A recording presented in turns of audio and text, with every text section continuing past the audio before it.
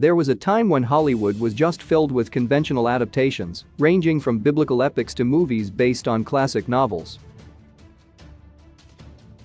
But in today's age, there is much scope for creativity and reinterpretation. Just look at this year's Hulu hit Fire Island, a modern adaptation of Jane Austen's Pride and Prejudice that focuses on a group of gay friends instead of a Victorian high-class family.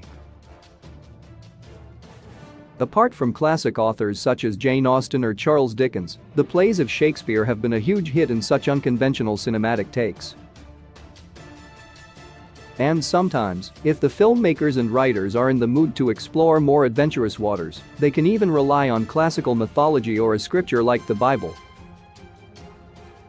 10 Fire Island, 2022, Pride and Prejudice stream on Hulu. Over the years, the novel Pride and Prejudice has undergone an amusing evolution. There are the usual period-accurate adaptations, and then there's the modern rom-com version, Bridget Jonas' Diary, the Bollywood musical version, Bride and Prejudice, and even one with zombies, Pride and Prejudice vs. Zombies. Fire Island continues this tradition of modern updates on classic literature, focusing on a group of LGBTQ+ friends exploring love and friendship as they go on an annual vacation. The Austenian concepts of classism and tough love are explored, with Joel Kim Booster's charismatic protagonist doubling as Elizabeth Bennet, the complicated Conrad Ricamora being Mr. Darcy, and so on.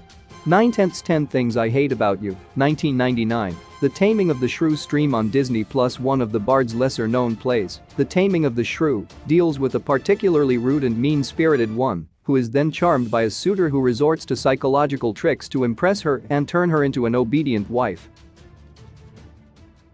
Obviously, the sexist undertones of Shakespeare's Victorian-era play would not translate well for new age audiences.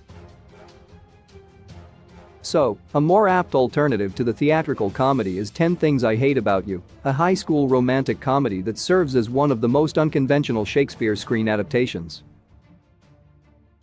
Julia Stiles plays the part of the shrew, while the late Heath Ledger appears as her charmingly annoying lover. The subplot involving the protagonist's sister and her own struggles with love spices up things even further. 8 So Brother, Where Art Thou? 2000, the Odyssey stream on the Roku channel. Homer's epic poem Iliad and its particular Siege of Troy have been immortalized in several period epics over the years, the Brad Pitt starrer Troy being the most major example of this century. But the follow-up epic by Homer, the Odyssey, hasn't been focused on as much. The narrative chiefly deals with the journey of the king Odysseus as he returns home after the Trojan War. The ordeals that he faces on the way include a cyclops, sirens, and many other monstrosities. One of the funniest Coen brothers movies finds the duo adapting this epic, with the characters, three 1930s-era prisoners fleeing in the American South, encountering eccentric personalities comparable to the Greek mythology creatures. While Oh Brother, Where Art Thou is a loose adaptation of Odyssey, Joel and Ethan Coen earned themselves an Oscar nomination for Best Adapted Screenplay. 7 Ad Astra, 2019, Heart of Darkness stream on Derek Deven. Though writer-director James Gray has not stated explicitly that his space drama Ad Astra is an adaptation of the Joseph Conrad novella Heart of Darkness, there is a unanimous consensus among critics and audiences that both have thematic similarities, the wilderness of Congo being replaced by the loneliness of deep space. Francis Ford Coppola's Apocalypse Now has been a more direct adaptation, with Marlon Brando's antagonist even retaining the name Kurtz. But this time around, Brad Pitt's protagonist and Tommy Lee Jones' Kurtz archetype have a deeper connection, as they are connected by blood. It is harder for Pitt's character to survive through thick and thin and then eventually kill the rogue space commander, for he is his father. Ad Astra attempts to capture this inner turmoil of the character in a well-disguised, or rather coincidental, take on Conrad's book. 6 Clueless, 1995, Emma stream on Derek. The recent novel-accurate adaptation of Emma starring Anya Taylor-Joy might have attained rave reviews, but Clueless continues to hold relevance even years after its release. Much like what 10 Things I Hate About You did with Shakespeare's play, Clueless does the same with Jane Austen's Emma.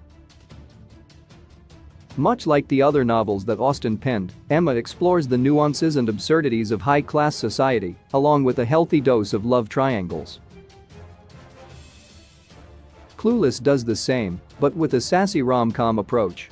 While most of the Jane Austen adaptations would be praised for their archaic dresses, Clueless outfits, particularly that of Alicia Silverstone and Stacey Dash, went on to significantly influence fashion trends of the era. 5/10, Mother. 2017, the Bible stream on Prime Video. Darren Aronofsky is the one to shy away from influences. Scenes from Requiem for a Dream bore influences from A9 movies like Perfect Blue.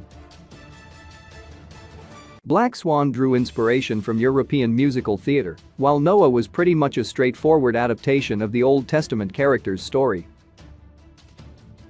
Then there is Aronofsky's Mother, a psychological horror that reinterprets major events from the scripture, ranging from the violent conflict between Cain and Abel to the birth of Jesus. Coupled with allusions to nature and environmental destruction, Mother is ultimately a difficult but rewarding, and rather controversial, watch. 4/10, The Killing of a Sacred Deer, 2017, Iphigenia in Aulis stream on Showtime. Ever since a leading cardiosurgeon befriends a teenage boy, darkness befalls upon his family members, all of whom start falling ill one by one. While the title of this psychological thriller seems ominous in the start, it all starts making sense once the audience knows more about the source material. It turns out that The Killing of the Sacred Deer is an indirect adaptation of the Greek tragedy Iphigenia in Aulis by Euripides. Colin Farrell's character is representative of the Greek king Agamemnon, who was pushed to such limits to win the Trojan War that he even decided to sacrifice his own daughter Iphigenia to the gods. This concept of familial devotion and sacrifice are fleshed out in a morbidly detailed manner in the Yorgos Lanthimos movie. 3/10, Freeway, 1996, Little Red Riding Hood stream on Canopy. Often counted as one of the best fairy tale adaptations for adults, Freeway takes the common European fairy tale of Little Red Riding Hood, versions of which were written by the Grimm brothers, as well as Charles Perrault, and sets it in a disturbingly real world. Instead of the big bad wolf, Reese Witherspoon's protagonist is being pursued by a creepy serial killer played by Kiefer Sutherland. Along with the lead performances, Freeway is a must-watch for its biting satire, an unexpectedly mature take on an otherwise children's fairy tale.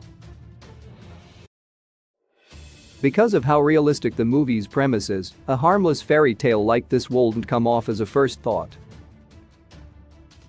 2/10, Scotland, Pa, 2001, Macbeth stream on Prime Video. Macbeth, one of Shakespeare's greatest tragedies, is a play worthy of reinterpretations for the universal themes of greed and violence that it touches upon. In the case of Scotland, Pa, the story deals with the clash between fast food restaurants. When an unambitious hamburger stand employee, called Macbeth out of everything, is drawn to kill his rivals by his scheming wife, a cycle of violence kicks off, leading to some fine dark comedy that would make even the bard proud. The adaptation is so interesting that even the three witches are replaced by three hippies. Die-hard Shakespeare fans might catch the references early on, but for laypersons, the adaptation would come off as a darkly pleasant surprise. 1/10 Adaptation, 2002, The Orchid Thief stream on HBO. Max. Charlie Kaufman's movies are as meta as they get, and Adaptation is a prime example of this. The movie, which deals with an extreme case of writer's block, actually sprung out of Kaufman's own struggles as he attempted to adapt the non-fiction book The Orchid Thief by Susan Orleans. As it proved to be a Herculean task, he just ended up writing a meta-narrative of Nicolas Cage playing him, with a few scenes cutting into Orleans' actual writings, with Meryl Streep playing Orleans, and her investigations to reveal illegal smuggling of rare flowers such as orchids. Of course, Kaufman threw a few dramatized elements such as a love angle between her and the poacher, but the scenes featuring the unfilmable book in the context of the surreal plot makes the viewers puzzle if the movie is indeed an adaptation of the book.